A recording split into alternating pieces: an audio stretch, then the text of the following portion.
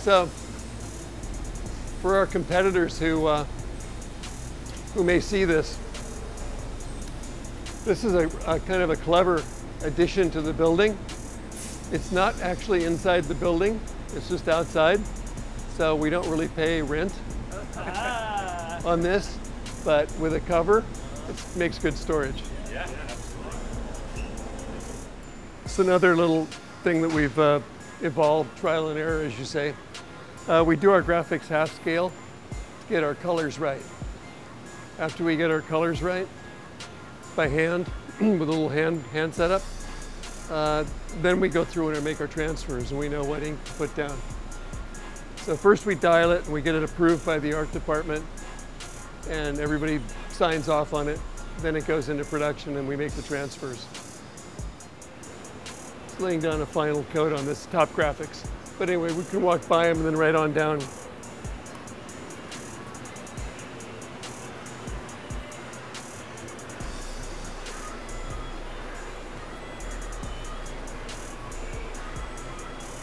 When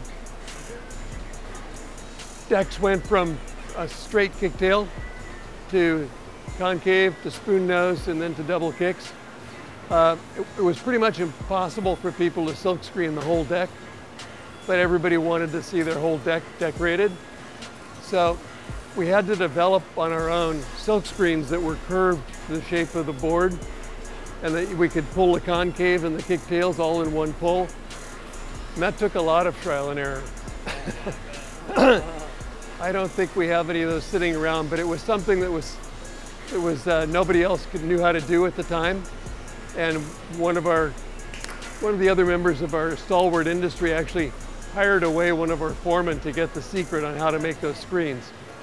It's a long story. But anyway, now we do it flat and it's much easier. This is way faster and we get better registration. You can imagine having to use stretchy screens and then to register 8, 9 passes perfectly to make the graphic look sharp. We get a lot of rejects. We'd have to strip it and do it again. It was really expensive. It used to cost us like 20 years ago, $5 a board just to do that. It's really expensive. Now we do these transfers and because it's flat, the registration's perfect. So we register off this base rail and this pin for every one. So they come out perfect every time. We make our own screens. They're real lightweight. Guy has to pick them up and hold them all day long. So here's a finished transfer.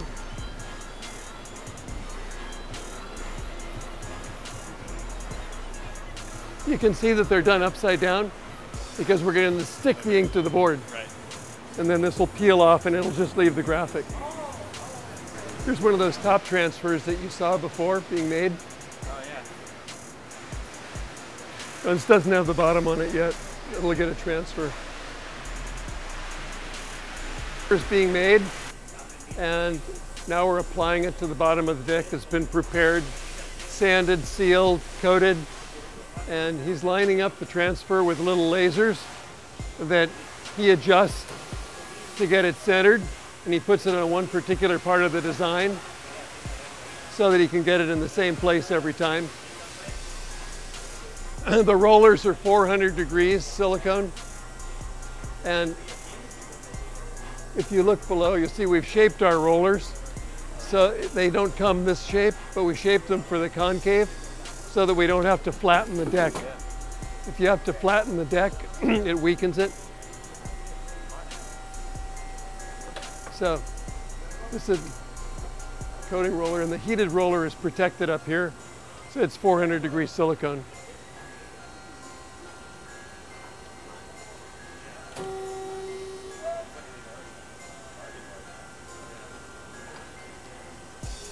And he does this job really well because he has Kevlar hands.